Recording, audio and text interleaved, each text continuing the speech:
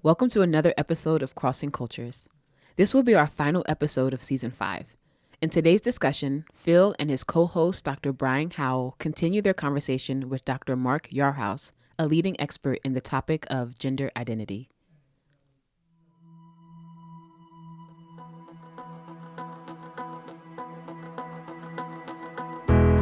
If you're just discovering our show for the first time, we invite you to explore our early episodes where we engage in many thought-provoking discussions. Our past conversations have covered topics including race in the gospel, abortion, the Ukrainian refugee crisis, and more. Stay updated with our upcoming episodes by subscribing to our channel on the podcast platform of your choice or on YouTube. Regardless of what platform you use, make sure to hit the bell on our profile page to get notified when new episodes are posted. New seasons and conversations are in the works, so don't miss out on the opportunity to subscribe and stay notified. You can also follow us on Facebook or Instagram at crossing.cultures. And now, here is our next episode of Crossing Cultures titled Exploring Perspectives on Gender Identity. Hi, my name is Phil Metzger, and in 1992 I moved to Moscow, Russia. From there I lived in the beautiful Central European country of Hungary, where my family and I spent the next 20 years living, learning, and sharing about Jesus. Different foods, culture, and language, but underneath it all, we discovered the most amazing people. We learned that to share the gospel effectively, we had to adjust. We had to cross cultures. Now we're back in the U.S., and we're discovering that this country is a melting pot of culture. This show is committed to helping Christians connect to those who think, believe, and live differently than them. This is Crossing Cultures. In our previous episode, Dr. Mark Yarhouse gave our listeners 3 definitions to describe the different cultural perspectives people have towards the idea of cross-gender ideologies. Cross-gender ideologies are sets of beliefs that challenge traditional views on gender. They embrace the idea that gender can't be confined to just male and female. The 3 lenses we are about to discuss are different viewpoints on cross-gender ideology. We wanted to recap these lenses to give a framework of where today's conversation will go. The first lens is called integrity lens. This view holds that there is an integrity to gender based on the definitions found in the Bible, specifically in Genesis 1 and 2. In the context of Genesis 1 and 2, God creates Adam as male and Eve as female for the purpose of becoming one. The integrity lens states that male and female were designed for a specific function within life and marriage. This idea is sacred to anyone holding this lens.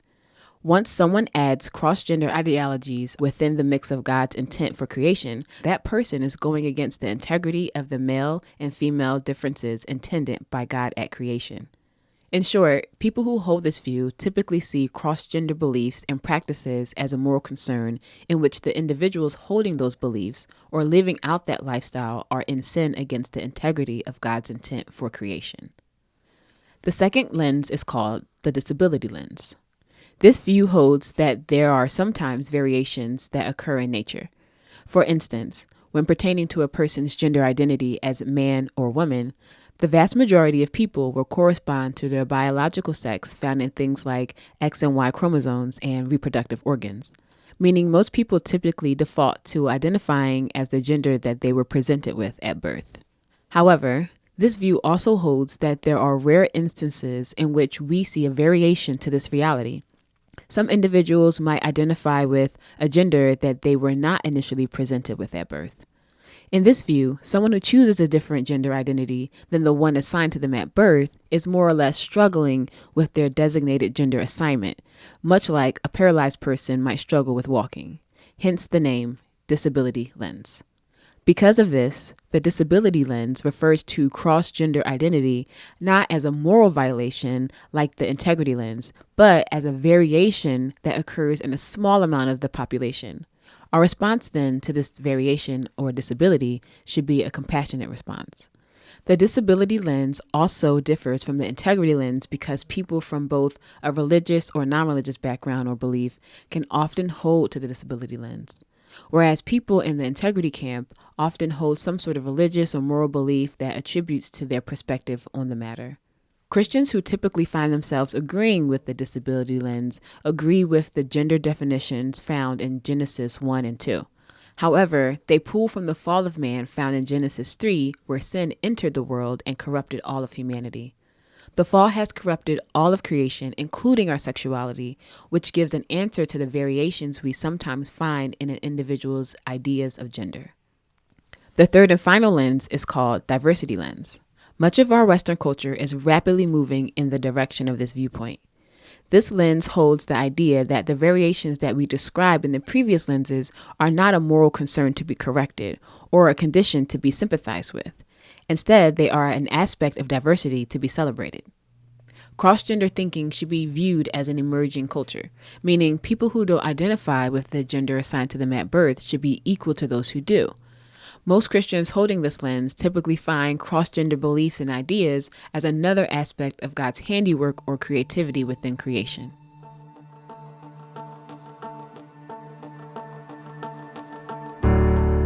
In our previous episode, Dr. Mark Yarhouse didn't share these lenses to prove which one was more correct or incorrect. Instead, he shared all three lenses to help the listener evaluate for themselves which aspects we should take to heart and which ones we should disregard. As a Christian, it is not about a moral code, sympathetic attitude, or celebratory posture. Our faith and how we see people should be based on the lens God sees them in. This is not always a straightforward lens. In fact, it can be as complicated as Jesus telling the woman caught in adultery, "Neither do I condemn you," i.e., sympathetic approach. Immediately after that, he told her, "Go and sin no more," i.e., moral approach. This is why, first and foremost, Paul encouraged the church of Colossae that whatever you do in word or deed, do everything in the name of the Lord Jesus, giving thanks to God the Father through him. Colossians 3:17. Jesus also expressed this idea after a scribe asked him, what was the most important commandment? Jesus responded in Matthew 26:37-40, saying, "You shall love the Lord your God with all your heart and with all your soul and with all your mind. This is the great and first commandment. And the second is like it. You shall love your neighbor as yourself. On these two commandments depend all the law and the prophets." As we begin this episode, Phil responds to the lenses presented in our previous episode by saying this.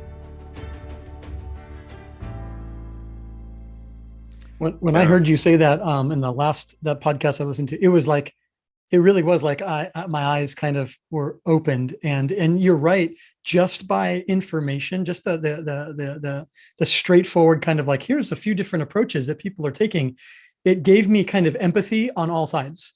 It gave me a sense of like, okay, there's a reason for that. Whether I agree is not the main issue at this moment. It's more to just understand. And you're right. It also did that for me where I said, oh, I'm not this lens, but I realized, oh, I see these things from this lens, a little bit from this lens, and I'm trying to understand this lens. So it's a very helpful tool. I want to dive into your written work on that because I think it was very helpful. Brian, you were I cut you off. You're about to ask something. No, not at all.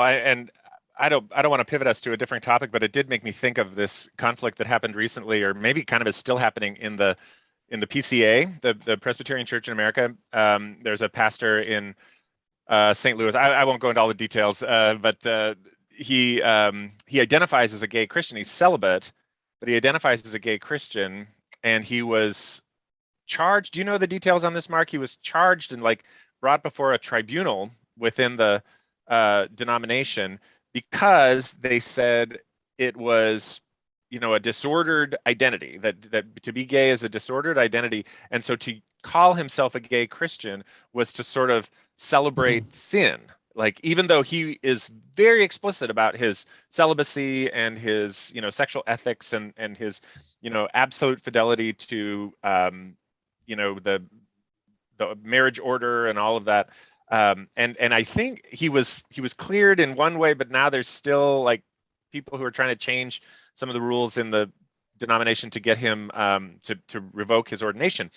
And yeah, it's the integrity lens versus the variation in nature lens. But I can only imagine that somebody who is experiencing these things would have a very hard time embracing the integrity lens like that, because then you're kind of saying, what are you saying about yourself, right? If you were to embrace that. Well, and I think in that case, and I'm somewhat familiar with it, and I think in that case, I've known other people where the language of gay, to use the word gay, as an adjective in front of Christian has been a real question of can you do that and be a Christian? And so it's come down to this. And I did a study of 300 celibate gay Christians that was published in book form called Costly Obedience. And it was just kind of on how they're like, what is it like for them as celibate people to like live out this path? Like here they are, just as you described, Brian. And in a sense, they do draw from different lenses because they're drawing from the integrity lens to say a biblical, faithful starting point is the creation story and God's purposes for sex and gender and creating the covenant of marriage. And so they begin there, but they also obviously incorporate aspects of these variations that occur in nature. They don't believe that in many cases that their attractions can just change, that you can just restore creational intent. They see that even there could be a gift in how their experiences are for them, and they could contribute to the body of Christ. And this is actually interesting. There's a letter from C.S. Lewis where he talks about a homosexual man who had written to him, and he had destroyed the letter for the sake of confidentiality. But he said, I wish I could remember this letter because the man wrote to me and he said, I think I have certain sensibilities and a certain like things that I'm good at because of this that I could bring to the church. And what he ended up, C.S. Lewis, with in giving counsel to young Christians who were Bible study leaders is he said, you have to help people find their vocation, their sense of purpose. And this person felt that they had that tied to their sexuality. And I think that group, that person you mentioned, is part of a group that's trying to explore that as well. If we have this enduring reality of our same-sex sexuality, and we start with this biblical faithful starting point, but we want to be faithful, and they use the descriptor A as gay, why does that preclude them from being able to serve in these ways? And I kind of agree with them on that. When this study we did, we asked people about the importance of that language, gay Christian. It wasn't important to everybody that we worked with in this study, but for those for whom it was important, they used it for all kinds of reasons. They used it because simply it's the vernacular.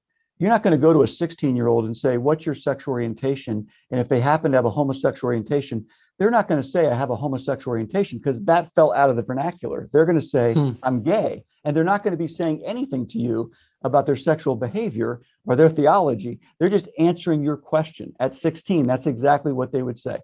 So that's the hard part about that is they're in a church with multiple generations where the word gay means something to different people at every generation. To them, it does not mean what their grandparents think it means, or to maybe the senior pastor thinks it means. So the church, the local church, is one of the few places where multiple generations coexist and talk past each other and could mean well, but end up talking past each other. But one of them was the vernacular. The other reason was things like it's missional. I'm part of that community. So I would use words that would help bridge me into my own community. I want to be able to represent Christ to other LGBTQ people. And if I start using, descriptors, same-sex attracted, or, I'm just going to lose people, and I'm not even through the front door. So there were like 6 or 7 reasons why people said, I'd like to use this word. It's meaningful to me in these ways. And I thought in that case that you're describing, Brian, there was just looking past all of the nuances of how language could be important to this group of people and saying you won't do it that way or you can't be ordained. And I thought that was just a mistake. And I think this is kind of where I think all three of us find our space in the world is like this blending of like culture and then theology, this idea of like, here's like theological language, but there's also like cultural language and there's cultural ideals, and how can they,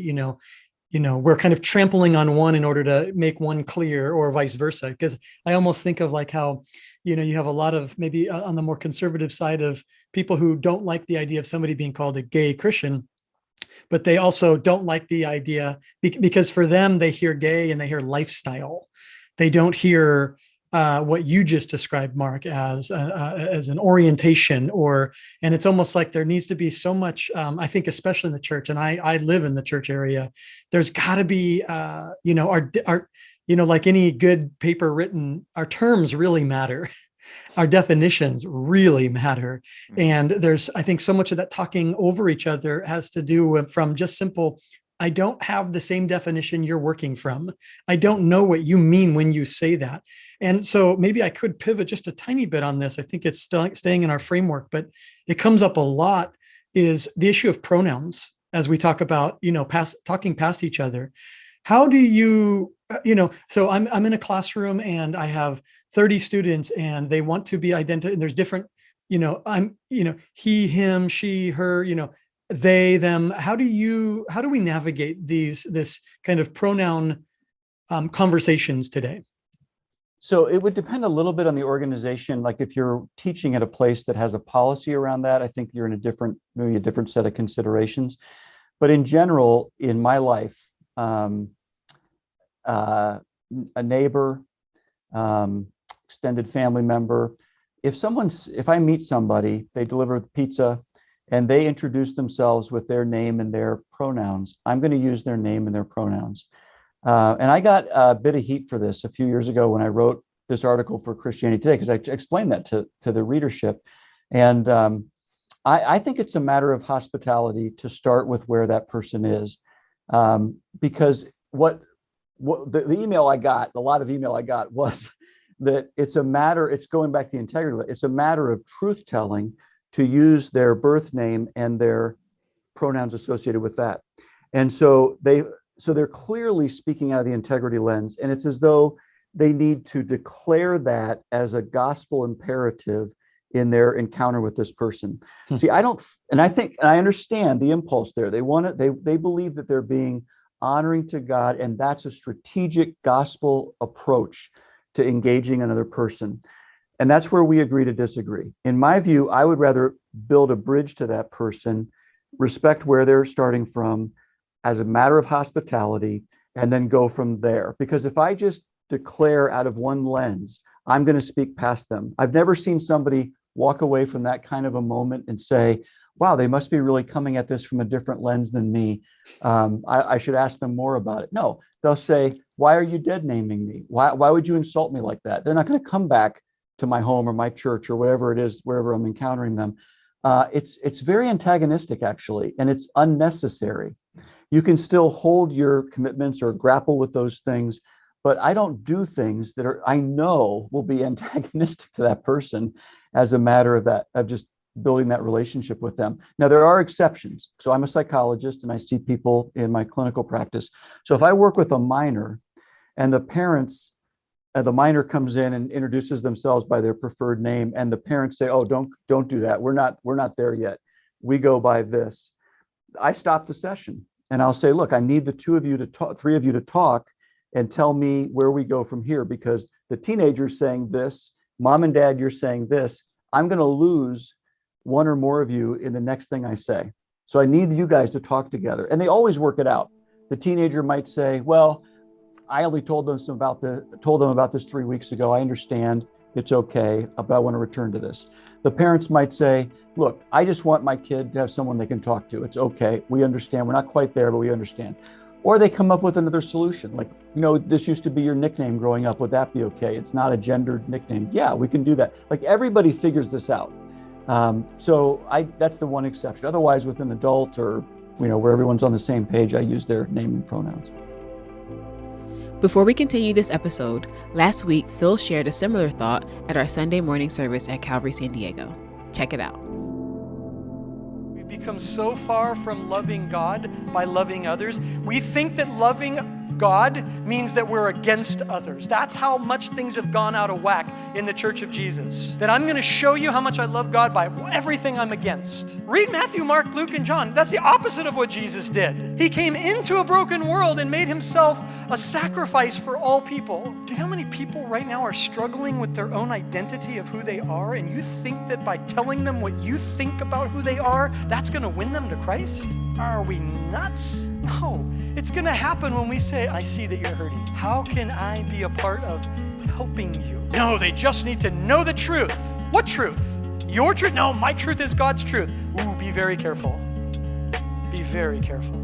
That's not always true, is it? When the church is in a place when we become so kind of hyper-focused on this is our truth, and we need to make sure people know this. Information is not winning people to Christ, but you reaching out a hand of peace will. This will reach people. This will not. If you are listening to this episode, note that Phil held out an open hand after saying, "This will reach people," then pointed his finger to the audience while saying, "This will not." And now, back to the show. Yeah. Culture change is a hard one, right? It's hard for us to see these things changing because so often culture is changing pretty slowly.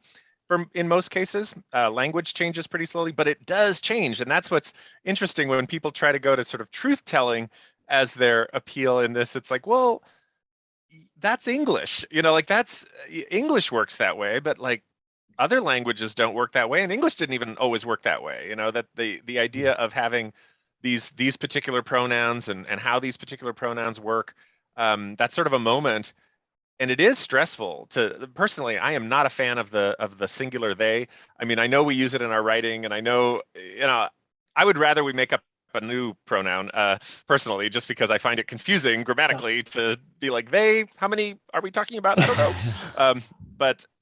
But I also know that like in Tagalog and a lot of Philippine languages, there is no gendered singular third person. They just use, siya is the word for both men and women. And so when you hear some Filipinos speaking English, they will often mix. They'll go back and forth between he and she when they're talking about somebody, just because that's never been a meaningful distinction in the singular third person in their language. So there's not like a truth really in language, I would argue, but I do recognize that seeing culture shift is stressful, and that alone causes anxiety in people and gives them a sense of danger, right? When they aren't familiar with what's going on and they feel like they're not controlling what's happening. So it almost seems like a little bit of a control issue around some of the words that we're using here. Yeah, right. Like I'm going to force you to be referred to by how God made you, kind of a thing. I'm going to control this narrative. It's funny that you said about Tagalog, because in my context of Hungarian in Budapest, Hungary, there is no he, she, it. It's just one u. We say the word u. So the table is u and the woman is u. It's all the same. So, and yet it's a very, when you talk about the culture of like Budapest, Hungary, underneath like the underbelly of culture, very pro-gay. I mean, it's a massive city that welcomes the gay community across Europe, and yet they don't have the kind of verbiage that we do, here coming to America. All of a sudden, it was like the assault of pronouns again that I hadn't used in 22 years, basically, of like, didn't even have to think about that. And you mentioned something, Mark, earlier on this, in that one-on-one kind of a context, that relational connection, you're gonna bridge the gap to address them in a way that works for them, so that you don't have to work on two different levels. What does that look like? You guys are both at Wheaton. Are there policies that are pretty clear from Wheaton's direction that say, no, this is how we address this? Have you seen this working in different academic contexts? I know a lot of public schools are really wrestling with, it's not just that they want to do that. That's not the issue. It's just actually physically being able to do it, remembering and doing it well has been pretty difficult. Yeah, let me comment on that. Let me step out of Wheaton for a second. Just my role as I'm a consultant to a number of Christian colleges, and many of them are grappling with that very question. What do we do? Most do not have a gender policy. All of them would have a policy on sexual behavior, but most would not have a written policy on gender. Several have white papers that are not public, that they're trying to work this out with their boards and different task forces and things like that. And a few have published them. And so I actually, in a chapter I wrote a couple of years ago, I sort of laid out 3 examples from 3 different Christian colleges that in some ways reflected the 3 lenses I just talked about. So they're not clear, 1, but they're leaning that way. So one school leaned the direction of an integrity lens, and the expectation was that students would present in a way that corresponded with their biological sex. And so if that's not a good fit for you, then the policy functions more as a filter. Then this isn't a good fit for you because that's how we expect you to present, and that's how people will refer to you. Their sort of statement that was available was grounded more in the creation order and things like that. So it kind of fit that more of an integrity lens. Another school did talk about creation, but did talk about the fall. It talked about the ways in which sexuality and gender can be affected by the fall. And if that's your experience, let us know. We'll work with you on a case-by-case basis around housing and restrooms on campus, different things like that. So it was much more of that disability or that variation in nature kind of a conversation. And then the third one, as close as you could get to diversity as a CCCU institution, leaning in that direction was, here's a homepage for your point of contact. If you're transgender, we can help you with talking to faculty about proper name and pronouns. Here's a map of the single stall bathrooms all around campus. We want you to be an educational partner to your peers. Like, there was just a very different, they're all CCCU institutions. So I think now they all would have the same proscriptions around sexual behavior and the expectation of marriage between a man and a woman. So that's really interesting. There's consensus there, but on gender and gender identity and gender presentation, quite a bit of variability. And I think you're going to see that in a lot of CCCU institutions, a lot more differences there than you would see on sex and sex behavior. Dr. Yarhouse shared how 3 different Christian colleges had separate viewpoints on cross-gender ideologies. In a moment, Phil will share his thoughts on how he handles the topics of gender identity within his church. Before we get into this, we wanted to share a clip from a previous episode of the podcast titled, Threatened by People's Cultural Background. Check it out.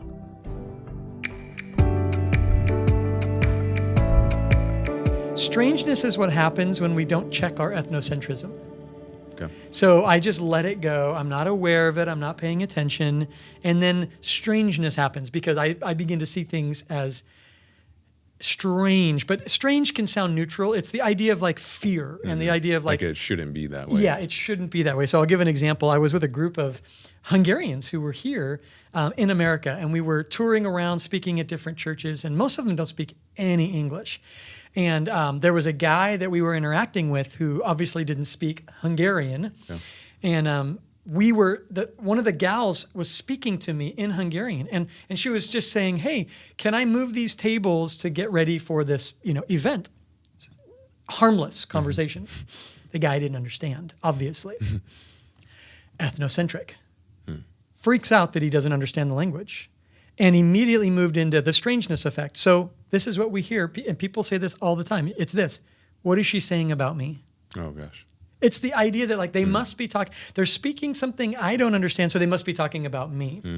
And it's a silly example, but you hear it all the time. Like, they must be talking something about me because I don't understand that. You feel the threat of... I feel the threat. Right. You look at some of these, like they're trying to have a conversation, and you hear words like, I feel threatened. Yeah. Mm-hmm. Where does that come from? I mean, obviously it can come from an actual physical threat, but most of the time, and the ones that we all love, the evil loving fascination of watching these like ridiculous conversations is that, somebody feels threatened because they don't understand that person's cultural background. Mm-hmm. And so they're talking in a way that I'm not used to, so I feel threatened. It's an ugly thing. That clip came from Season 1, Episode 4, titled, I'm Not Weird, You're Weird, and Other Such Nonsense. You can catch up on previous episodes of Crossing Cultures on any podcast platform or on YouTube. And now, back to the show. What are you seeing, Phil, in your church? You're there in Southern California, which is often considered a pretty progressive kind of part of the country, and you've got a lot of young people in your church, and what's the conversation like there for you? Yeah, it's so interesting because, on one hand, I came from a very progressive context of Europe. Whenever Christians in America think of Europe, they just think like crazy liberals who don't have any values whatsoever. We're running around the streets naked, don't care, and then coming here and realizing, oh my goodness, there's a lot more, I have to say, in one hand, I see it's a lot more conservative in America in some areas. Just in general, but then there's language around ideas that we really didn't have in a lot of parts of Europe, especially Eastern Europe. The former USSR, Soviet Union countries, it's very behind when it comes to. It's not like there's not, homosexuality or any of these. It's just that it's like the language and how to talk about these things is very, very basic and minimal. So coming into San Diego, I got here, and I think a week later there was the Pride event, and I wanted to go. Our church in Budapest was heavily engaged in trying to connect to the gay community and to let them know, like, hey, God is for you, and your sexual identity doesn't define it's a part of your life. It's not your whole life. And but coming into here and realizing it's such a different, I don't want to say beast in a negative, but just such a big thing here. We have a school. We have kindergartners through 12th grade. We have kids, and you gave great advice, Mark, already that I'm really going to utilize, because we do have kids that'll come and say, this is how I identify. And I'm spending a lot of my time the last 4 years trying to redevelop culture that is more missional minded and not just kind of that integrity minded of or truth telling. That's a really difficult process. I'm discovering that to be much harder than to just reach a non-Christian, is reorienting Christian thought process. But I'm also, I realize we struggle it within our own home and within our school, like I said, pronouns. So I'm going to take to heart the idea of, when I have a young girl, I have a middle schooler talking about that kind of openly, and just to say, okay, let's get with your parents and let's align the conversation, because I think we haven't done that. And I'll tell you why. I think because the Christian school in the K through 12 is just afraid, and everything's reactionary to fear. And so trying to realign that. So I live in these two worlds of, the academic world of K through 12 education is a lot of fear-based. The church space that we're in is trying to not be led by fear, and they clash nonstop. It's just a nonstop clashing of, how can this person be allowed to be there? But then what do we do about this situation? So will we allow a gay couple to have their kid in our school? These are the kind of things we're wrestling with. The answer, by the way, to be clear on that, is yes, because I'm missionally minded. We're here to reach people. And my biggest enemy is not evolution or critical race theory or socialism. It's Christians not living out in a Christ-like manner. That is doing more damage to my 7-year-olds and 12-year-olds and 16-year-olds who are befuddled by the idea of, they say they're Christian, but they're living like that, versus that person who's like, I'm not a Christian, but I want my kids to be influenced by a Christian ethic. Who do I want influencing? What's the bigger danger? These are the issues that we're wrestling with here. Obviously, California leads the way, I think. Whether we say that is a good thing or a bad thing, we lead the way in a lot of these issues. And I really feel like, coming from a post-Christian European context, I feel more equipped for the California ministry than I think a lot of people who have been embedded here for decades are at this moment, if that makes some sense. Yeah. Mark, to you, because I've thought about this, the ways that the Christian home or the Christian community itself can really, hinder some of the ways in which people might experience or think about some of these things. And I always have wondered if, a lot of folks who are wrestling with gender identity, what they're really wrestling with are rigid gender roles, right? That they've been given these very narrow gender roles. This is what it means to be a man. This is what it means to be a woman. And they're usually drawn from a very specific moment in kind of US cultural history.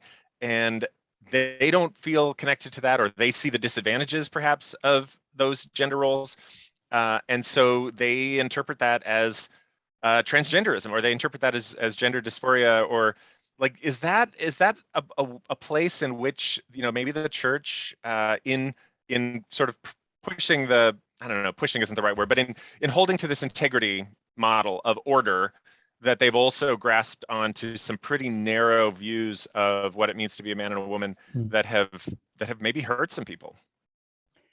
Yeah, we have a lot of kind of rigid gender stereotypes, particularly for boys growing up. In fact, what we used to see at most gender clinics was about a 4-to-1 ratio of boys to girls referred for gender atypicality, we would call it, in childhood. But I think it's because the box for what a boy can do is much narrower for them, And so when they're outside of that, it's a red flag for them. But for girls, it's more expansive. So a girl, there's even positive language in English. She can be a tomboy and nobody raises an eyebrow, but there's not a corresponding English word for a boy to be outside of that. And it's really a risk because what happens is a lot of parents, in response to gender atypical presentations, will double down on gender stereotypes. And so, Phil, you mentioned like reducing fears at the K through 12, and I work with K through 12s as well with those types of policy questions. And what you see with families, with parenting, is when I work with parents, it's reducing fear-based ways of parenting, because when parents parent out of fear, they usually regret it. And so they'll double down on gender stereotypes. And these kids growing up will look back on their childhood and say, that was damaging to me. What you did was really painful to me because I wasn't enough as I was. You needed me to be a tough guy, a boy who would play football, and I didn't want to play football. And, all these stereotypes. So that can be really, really harmful to kids. Now, Brian, you also brought the question of just like not conforming to gender roles and expectations. That's actually, for a psychologist, that's actually a rule out to get you to the diagnosis of gender dysphoria. You can't diagnose someone with gender dysphoria who's just not conforming to gender role expectations for being a boy or being a girl. That's actually something you take off the table, just as there's a lot of rule outs to make sure that you're getting gender dysphoria, and that would be one of them. Mm-hmm. So do you think, and I know we have to wrap up here pretty soon, but do you think that just on that point right there, because then that's such really, really helpful stuff. Do you think that like for most parents or teachers or people in like, youth pastors, as you mentioned, or senior pastors, we would be better served doing more listening rather than like the jumping to the conclusions? Because as you said, like, there's a ruling out kind of that happens. I mean, not everybody who says one thing actually even believes that. I mean, again, talking with young people, 12, 13, 14, 15, 16, in that age range, they're using phrases that they don't fully understand yet. So they're saying, I'm this, but they don't really know what that means. And I don't mean that as a judgment against them, just simply to say that the more questions I would ask, the more I would hear, well, no, I don't feel that way, or no, that's not what I meant. And so I wonder if we're needing to learn to listen better and speak less on these matters. Yeah. So I hate to keep dropping books on you here, but it's helpful. Please drop them. So about a year ago, I published a book called Emerging Gender Identities, and it was to update the evangelical community on what's happened since 2015. So in the last 6 years, what has changed in the landscape? And a lot of it's about some of the controversies in care, how psychologists are approaching this, specialty clinics, things like that. But when I said emerging gender identities, I really meant not just transgender. Think about a 14-year-old today. They are exposed to so many more terms and language and linguistic constructs and ways of thinking about gender that you as a reader, you as a mom and dad never were exposed to. So not just transgender, pangender, bigender, agender, gray gender, gender expansive, gender creative. And your 14-year-old is navigating that socially as an embodied gendered being with a splintering of those norms that are available to them on a horizon that seems endless. So rather than take a disputational, I'm disputing you posture, or a fear-based way of overreacting, try to empathize a little bit with what it would be like to be 14 and have all of that in front of you, that open horizon, so many different ways of thinking about your gender. Enter into that world a little bit and listen to them and help them think about these concepts as a Christian. That would be more the angle of entry into that conversation as a parent or a youth minister. Oh, that's really powerful. And we should probably wrap up. I don't want to take up any more of both of your time. It's been a solid hour of great conversation. Mark, thank you so much for taking the time when Brian and I were talking about like good shows. This is a highlight of just, it's so relevant. Thank you for dropping all the books you can. I'm gonna have to get them, send them to you, have you autograph them and send them back, because it's excellent stuff. It's very relevant to where things are. And that's our conversation started with cultural anthropology is so relevant for the needs today. And I can't think of another topic and another area that's not just as relevant. And that's the area that you're that you're working in and really leading in. So thank you for doing that. Brian, do you have any final thoughts? Well, I just want to extend my thanks as well. I mean, obviously, when we thought about this topic, I said, I got the guy. I definitely have the guy that we need to talk to. And I would encourage anybody who really wants to know more about this. Mark has a number of books that are geared towards psychology and professionals who are working in the field, but also many that are geared towards the church and people who just want to understand this issue better. Obviously you can go on Amazon or, some less predatory company and find, all his books listed there, and, really educate yourself just by reading the stuff that Mark has done on this. So we really appreciate you spending time with us today, Mark, because this has been really helpful. Oh, thank you so much. It's just been an honor just to be asked and to have this time to think through these things together. It's always good for me. So thank you.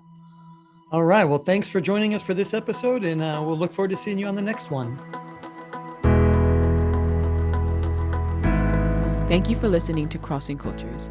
If you like the show, please consider subscribing to our YouTube channel or any podcast platform. To receive notifications of when new episodes are released, click the bell icon on our profile page. We also have previous seasons with loads of discussions on topics like race and the gospel, Ukrainian refugee crisis, and more. Follow us and take a look back on what God has been doing on the show.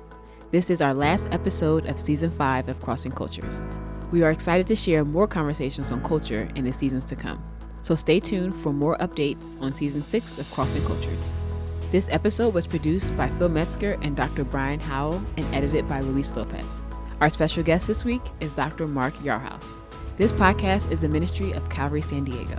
I'm your host, Keya Lopez, and stay tuned for updates on Season 6 of Crossing Cultures as we learn to engage with people who live, think, and believe differently than we do.